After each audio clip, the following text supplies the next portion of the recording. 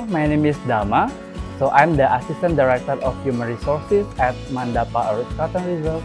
First of all, I'm very happy to support this final project. They are very amazing. So we were very amazed of the presentation, of the food design and packaging, everything. So they are doing the best. And I believe that this is also because they are learning from the best, the professional chef that is teaching at the Bali Culinary Petite Four.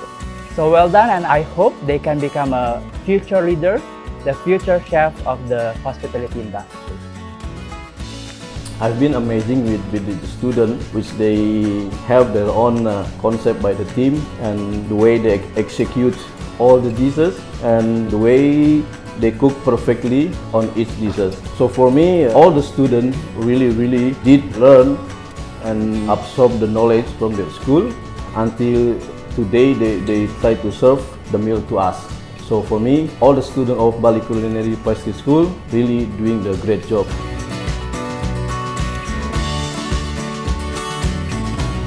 My name is Joshua Harrison. I'm one of the owners and the chef of Shotgun Social, and we're going to be looking today and judging the outcome of this team's presentation, which is going to be focused on a home industry box that can be sent to people's homes, which is obviously really popular at the moment.